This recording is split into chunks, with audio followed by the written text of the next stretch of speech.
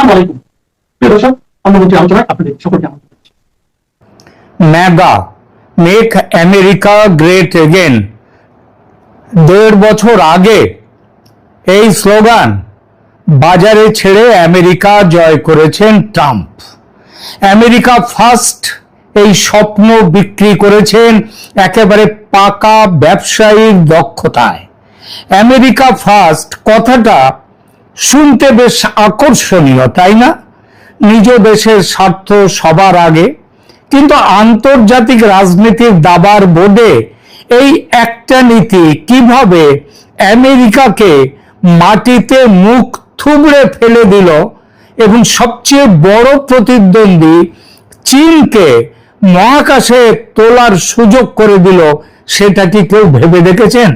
যে মুহূর্তে ওয়াশিংটন একের পর এক আন্তর্জাতিক টেবিল থেকে চেয়ার গুটিয়ে উঠে দাঁড়িয়েছে, ঠিক সেই মুহূর্তে বেইজিং পেছনের দরজায় নয়, একেবারে লাল গালিচা বিছিয়ে সেই চেয়ারগুলোতে গিয়ে বসেছে। ফল, বিশ্লেষকরা এখন ঠাট্টা করে বলছেন ট্রাম্পের আমেরিকা ফার্স্ট নীতি কার্যত পরিণত হয়েছে আমেরিকা লাস্ট নীতি আর চায়না ফার্স্ট নীতিতে। আর এর প্রভাব পড়ছে সারা দুনিয়ায়। তবে সবচেয়ে বড় প্রভাব কোথায় পড়ছে জানেন? পড়ছে ভারত, বাংলাদেশ সহ আমাদের এই দক্ষিণ এশিয়ায়। আসছে সেপ্টেম্বরে অনুষ্ঠিত হতে যাওয়া ব্রিক্স সামিটের দিকে চোখ রাখলেই মার্কিন পরাশক্তির আজকের দুর্বলতার ছবিটা আরো স্পষ্ট হয়ে ওঠে। ডলারের আধিপত্যে ধাক্কা দেওয়া থেকে শুরু করে বিকল্প বিশ্ব মুদ্রা ব্যবস্থা তৈরির যে সুর এই সামিটে বাজতে চলেছে, তা বুঝতে পেরেই কি ঢাকা এখন ওয়াশিংটনের চোখ রাঙানি তোয়াক্কা না করে বেজিং এর দিকে ঝুঁকছে, ক্রমশই আরো ঘনিষ্ঠ হচ্ছে? বাংলাদেশ কি মার্কিন চাপকে হেলায় উড়িয়ে নিজের নতুন ভূ রাজনৈতিক হিসেব মিলাচ্ছে, নাকি এর পেছনে লুকিয়ে আছে আরো বড় কোনো অর্থনৈতিক খেলা? আজকের এই বিশেষ পর্বে আমরা বিশ্লেষণ করব ওয়াশিংটনের কৌশলগত ভুল, ব্রিক্সের নতুন শক্তি এবং ঢাকার এই চরম ঝুঁকিপূর্ণ যে কিন্তু হিসেবি চাল, সেই চালের আসল গল্প। এবং এর সঙ্গে বলবো নতুন এই ভূ রাজনৈতিক খেলায় ভারত কি করছে। ভারত কি একজন দর্শক মাত্র নাকি খেলোয়াড়? কেমন খেলোয়াড় দেখব।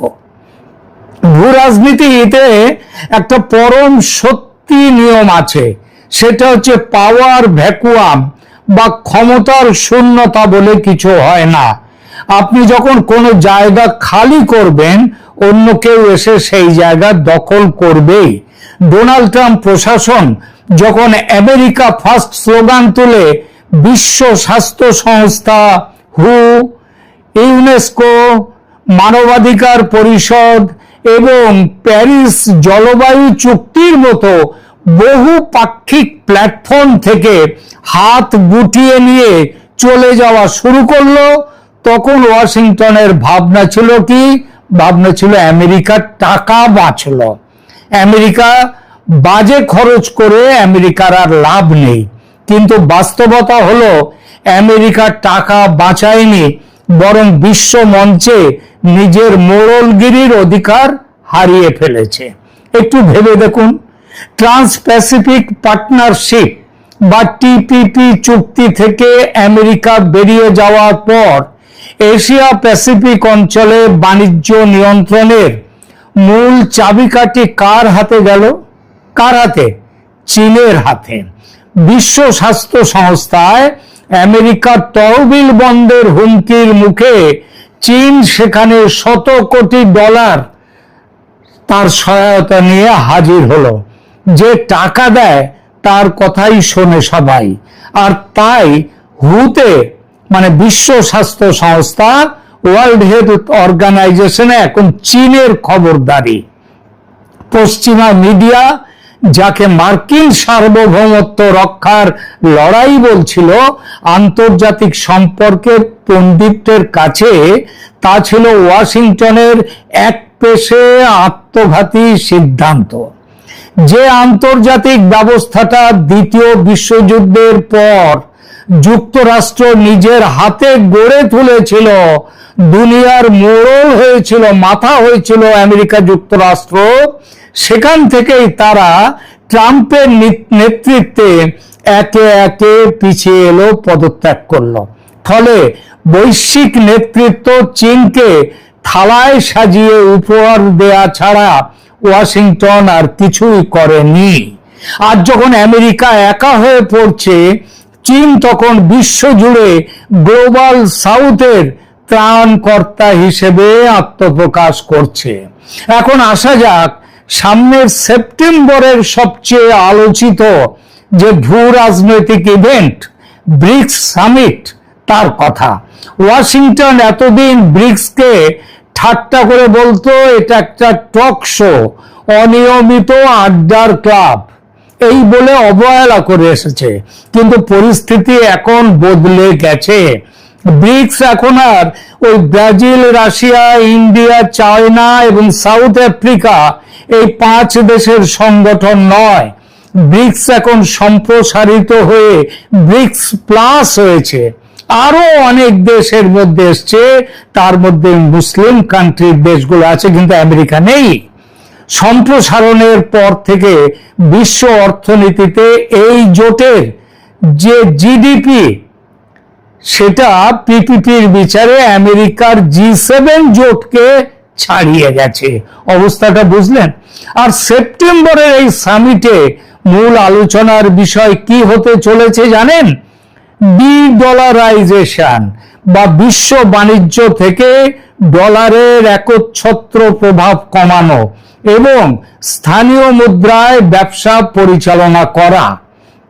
যে মার্কিন ডলারের জোরে আমেরিকা পুরো বিশ্বের ওপর একের পর এক অর্থনৈতিক নিষেধাজ্ঞা, স্যাংশন সব চাপিয়ে দিয়ে এতকাল মোড়লি করে এখনো করছে, সেই ডলারের বিশ্বব্যাপী গ্রহণযোগ্যতা এখন প্রশ্নের মুখে এসে দাঁড়িয়েছে। আর এটা দাঁড়াবে তখন যখন ব্রিক্সের নিজের মুদ্রা হবে। আমেরিকা আন্তর্জাতিক সংস্থাগুলো থেকে নিজেকে সরিয়ে নেয় বহু উন্নয়নশীল দেশ এখন বিকল্প আশ্রয়ের সন্ধানে।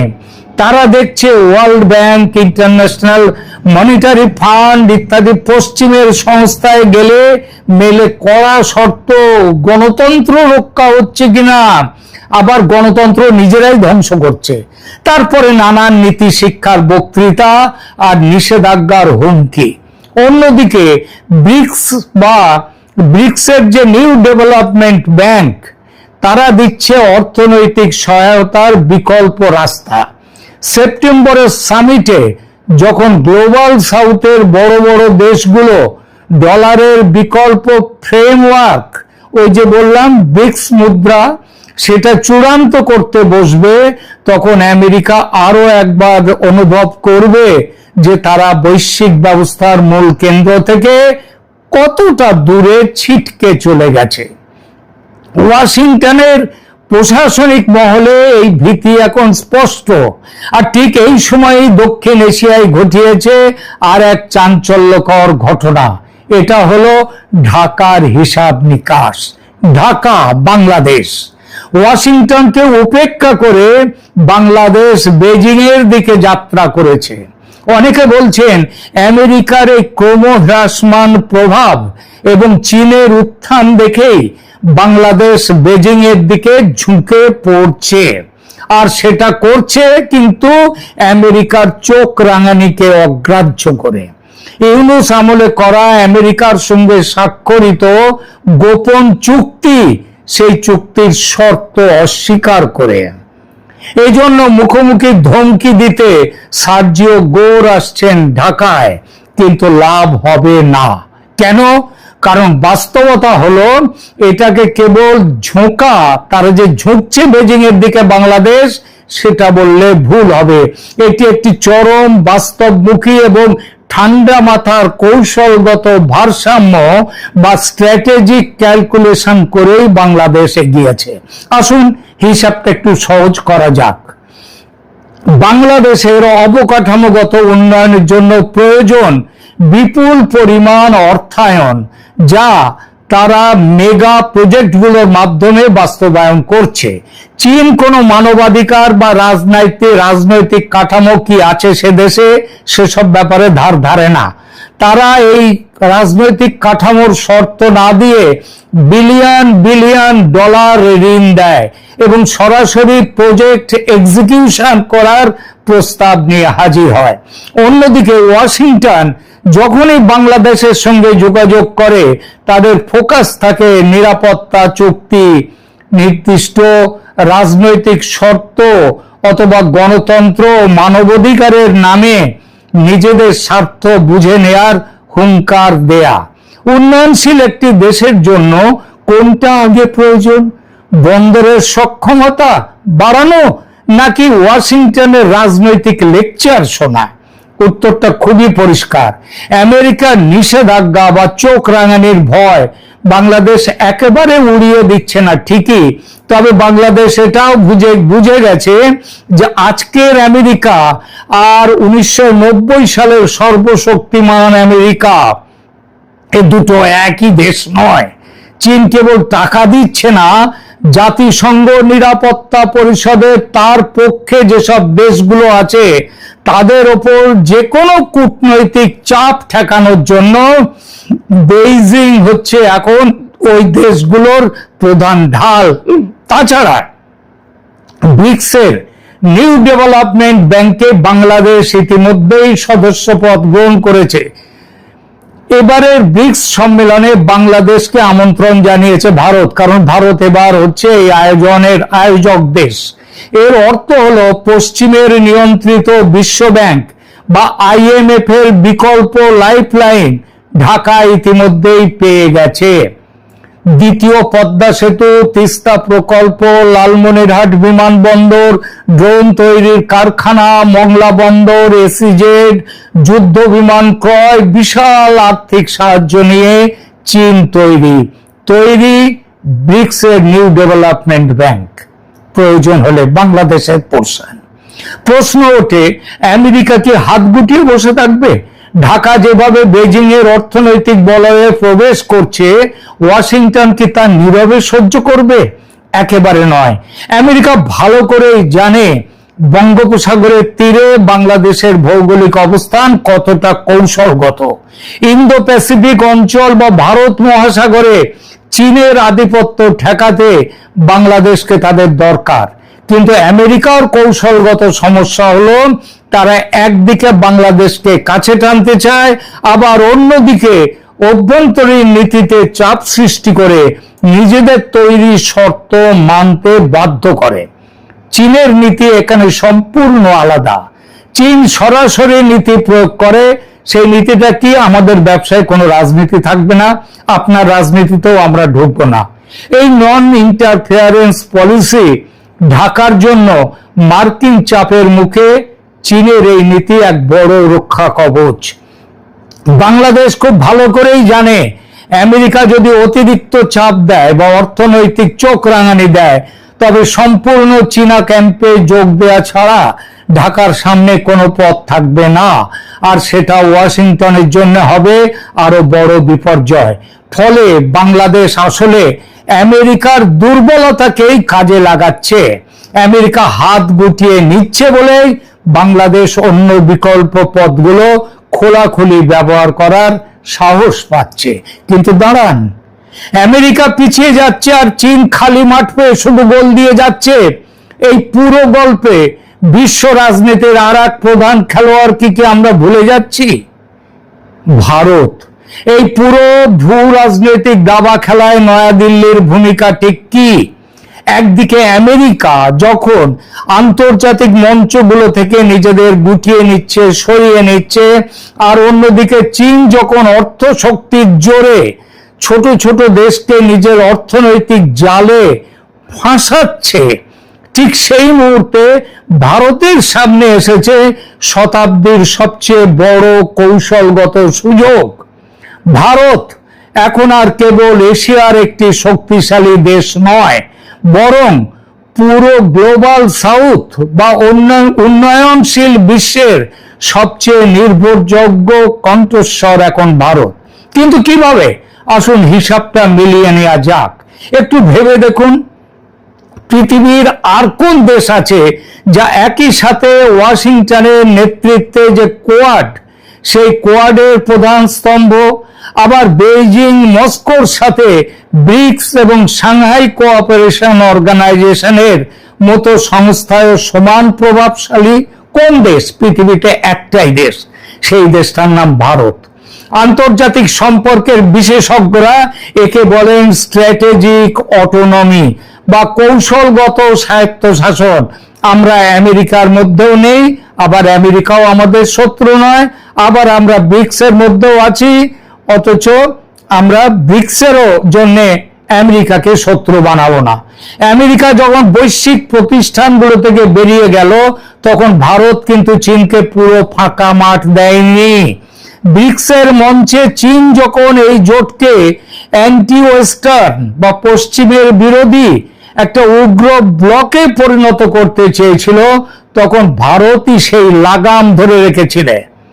ভারত স্পষ্ট বার্তা দিয়েছে, ব্রিক্স পশ্চিমা বিরোধী নয়, বরং ব্রিক্স এরা অ্যান্টি ওয়েস্ট নয়, এরা নন ওয়েস্টার্ন, অর্থাৎ ওয়েস্টের বিকল্প।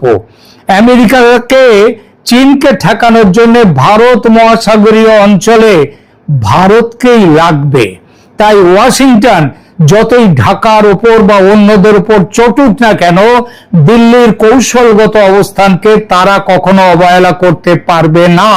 ফলে আমেরিকা ও চীনের এই তীব্র লড়াইয়ের মাঝে ভারত নিজেকে একটি অনন্য ব্রিজিং পাওয়ার বা সেতু তৈরির শক্তি হিসেবে প্রতিষ্ঠিত করেছে। আর এই সেতু বাংলাদেশের জন্য কোন বার্তা দেয়? সেই ইন্ডিয়া ফ্যাক্টর ও দক্ষিণ এশীয় ভারসাম্য কতটা গুরুত্বপূর্ণ এবার দেখি। বাংলাদেশ যখন মার্কিন নিষেধাজ্ঞা বা রাজনৈতিক চাপের মুখে পড়ছে, আর চীন যখন বিপুল ঋণের ডালি নিয়ে দাঁড়িয়ে আছে, তখন ঢাকার সবচেয়ে নিরাপদ এবং প্রাকৃতিক ভারসাম্য তৈরি করার জায়গার নাম হলো ভারত। বাংলাদেশের জন্য চীনের ঋণ অনেক সময় ডেট ট্র্যাপ বা ঋণের ফাঁদ, এই ঝুঁকি নিয়ে আসে, যা আমরা শ্রীলঙ্কায় দেখেছি, আর আমেরিকার এমনকি আমরা নেপালেও দেখেছি, মালদ্বীপে দেখেছি।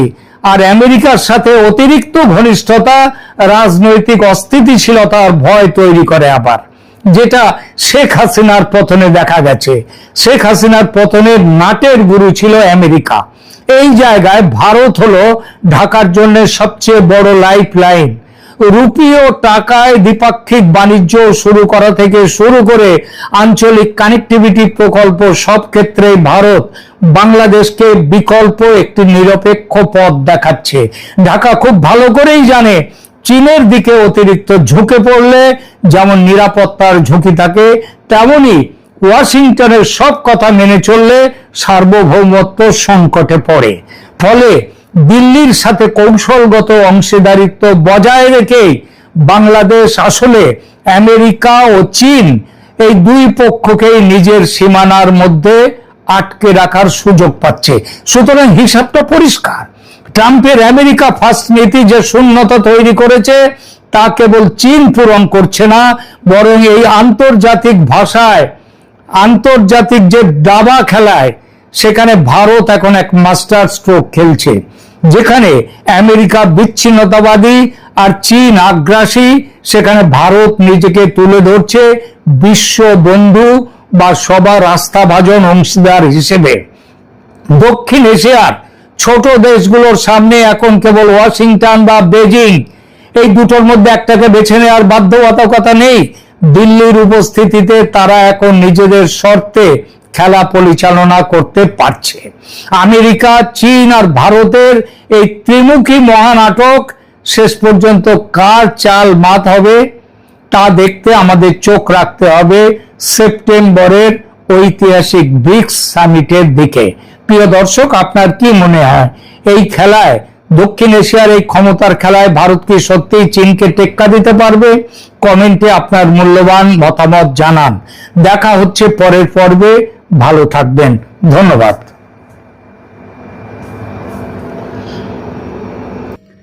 গতকাল সুপ্রিম কোর্ট বলেছিল যে যাদের বিরুদ্ধে এফআইআর হয়েছে, হিংসাত্মক কাজে যারা লিপ্ত ছিল ককরোচ আন্দোলনের, সেই আন্দোলনকারীদের বিরুদ্ধে পুলিশ মামলা প্রত্যাহার করবে না, তাদের আইন অনুযায়ী বিচার হবে। আর সেইটা ঘোষণা সুপ্রিম কোর্টের এই রায়ের পর, এই আদেশের পর, ককরোচ পার্টির চিফ স্পোক্সম্যান সৌরভ দাস তিনি বিরাট জোরে গলা ফাটিয়েছিলেন, আমরা সুপ্রিম নির্দেশ মানব না। বলেছিলেন আজ রাত গতকাল রাত 12টার মধ্যে সরকারকে, সমস্ত রাজ্য এবং কেন্দ্র সরকারগুলোকে যারা আন্দোলনকারীদের গ্রেপ্তার করেছে, সমস্ত গ্রেপ্তার হওয়া আন্দোলনকারীদের ছেড়ে দিতে হবে, মুক্ত করতে হবে, নইলে চ্যালেঞ্জ ছুড়ে দিয়েছিলেন রাত 12টার মধ্যে মুক্ত না করলে আবার আন্দোলন শুরু হবে। আর সেই আন্দোলন সেই 12 ঘন্টা চলে গেছে, প্রায় 20 না হোক, আরো প্রায় 14-15 ঘন্টা আগে সেই 12 ঘন্টাটা চলে গেছে, রাত 12টা চলে গেছে। কি হয়েছে? যন্তর মন্তর ফাঁকা। এই যে ককরোচ পার্টি, এরা ভেবেছিল সরকারকে ব্ল্যাকমেল করবে, মানুষকে ওই ভুল বুঝেছিল, ভেবেছিল যে এটা বাংলাদেশ, শ্রীলঙ্কা, নেপালের মতো, এখানেও ভয় দেখিয়ে সরকারকে হটাবে। সরকার তাদের দাবি মেনেছে সহানুভূতির সঙ্গে, কিন্তু দাবি মানারও দেশের আইন। সুপ্রিম কোর্টকে যারা মানতে চায় না তাদের সাথে কোনো কম্প্রোমাইজ নয়। সকাল থেকে বহু মানুষের সাথে আমার কথা হয়েছে, যারা এই ককরোচ আন্দোলনের প্রথম পর্ব যারা কিছুটা সমর্থন করেছিল, তারা বলেছে এটা খুব ভুল বার্তা, এটা খুব ভুল কথা হলো, এরকম ভাবে করাটা উচিত হয়নি। আজকে তার ফলটা কি দাঁড়ালো? মুখ চুন করে চলে যেতে হয়েছে ককরোচ পার্টিকে। যন্তর মন্তর ফাঁকা। এই বিষয় নিয়ে আমি আপনাদেরকে একটা রিপোর্টিং আপনাদেরকে দেখাচ্ছি, কেমন হয়েছে, কি হয়েছে। আপনারা রিপোর্টিংটা দেখুন, এবং সেখানে আমরা চেষ্টা করেছি ছবি দিয়ে নতুন ভাবে একটা রিপোর্টিং আপনাদের সামনে রাখতে। দেখুন এটা।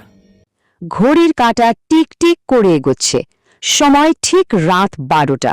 চারিদিকে একটা টান টান উত্তেজনা, বলতে পারেন একদম কোনো থ্রিলার সিনেমার ক্লাইম্যাক্স সিন। রাস্তায় পুলিশের কড়া পাহারা, ব্যারিকেড, আর ওই সাইরেনের শব্দ। বাতাস যেন রীতিমতো থমথম করছে।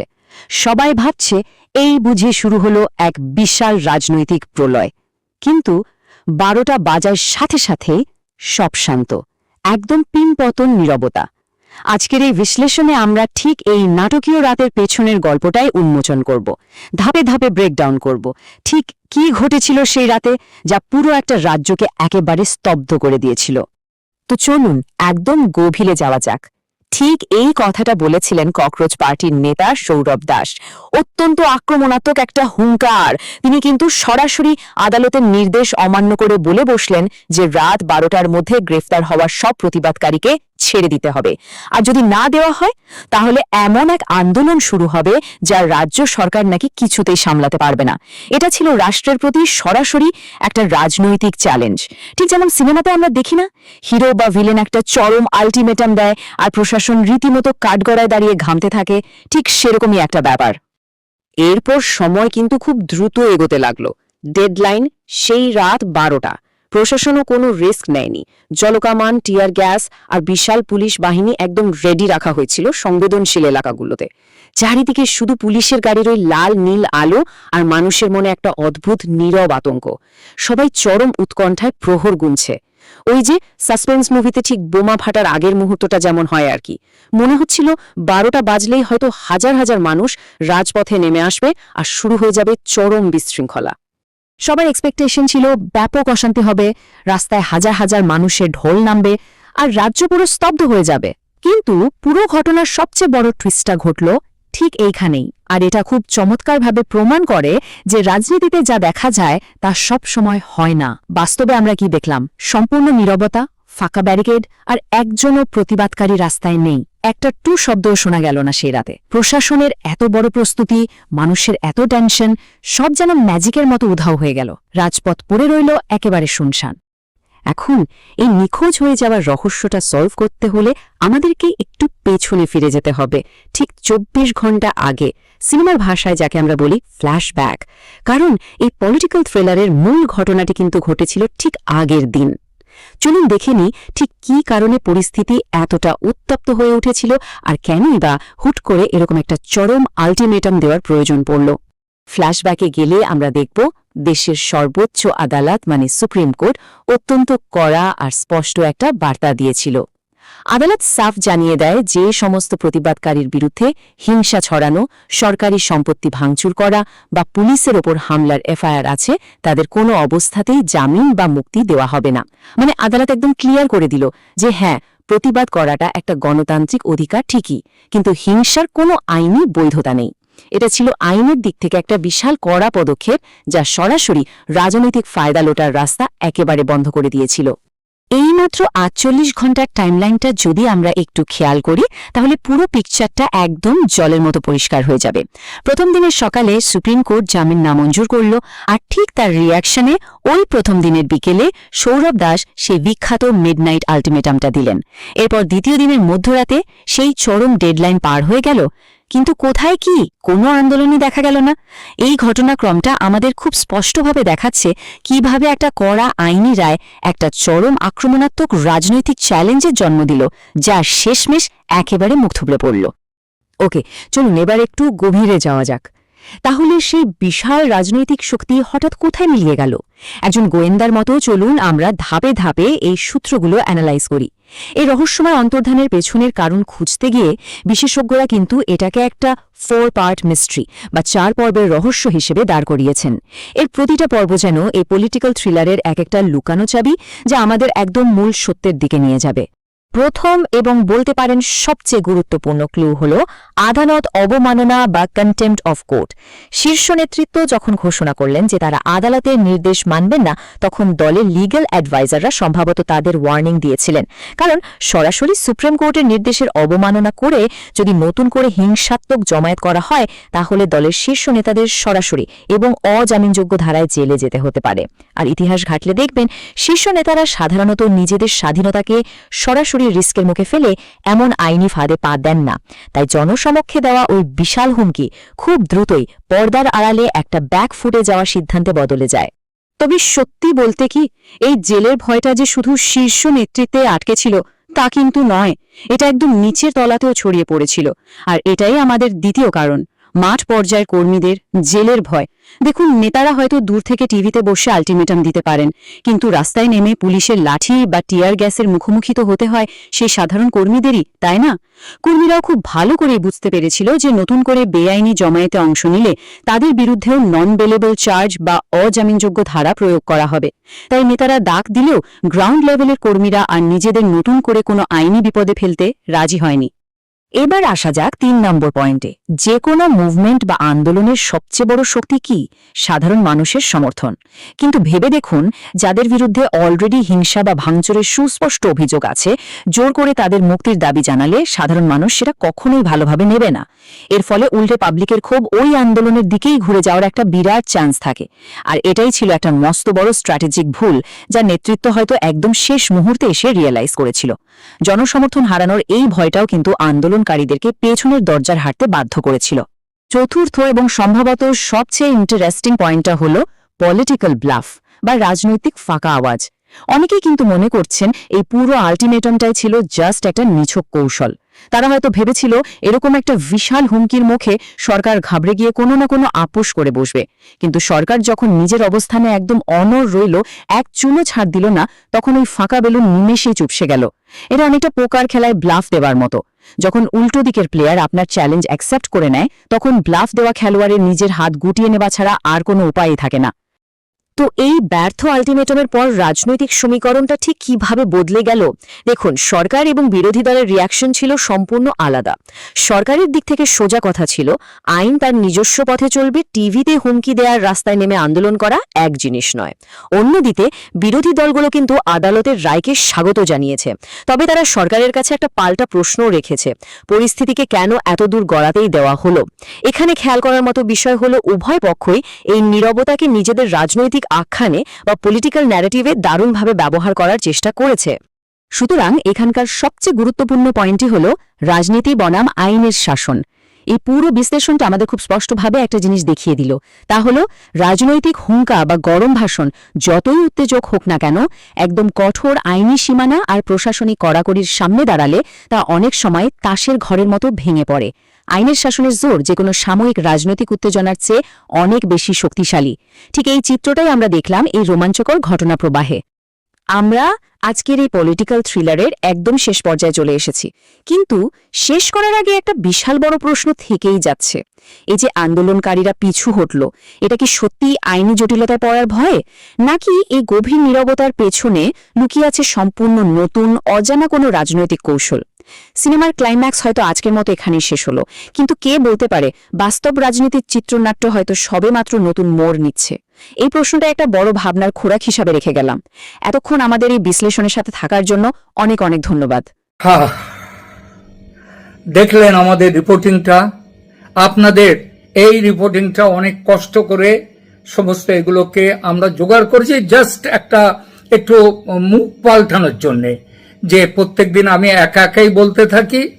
তো এইখানটাতে একটু অন্যরকম ভাবে আপনাদের সামনে রাখলাম। কেমন লাগলো আমাদের আজকের এই নতুন টাইপের একটা রিপোর্টিং আপনাদের সামনে যেটা রাখলাম, সেটা কেমন লাগলো আপনাদের সেটা জানাবেন, যাতে ভবিষ্যতে আমরা কিভাবে কি করব সেই ব্যাপারটা এই রকম বিষয় নিয়ে কিছু নতুন ভাবে আপনাদের সামনে প্রেজেন্ট করতে পারি কিনা সেটা আমরা দেখে নেব। আজকের মতো তাহলে এখানেই রাখছি। ধন্যবাদ।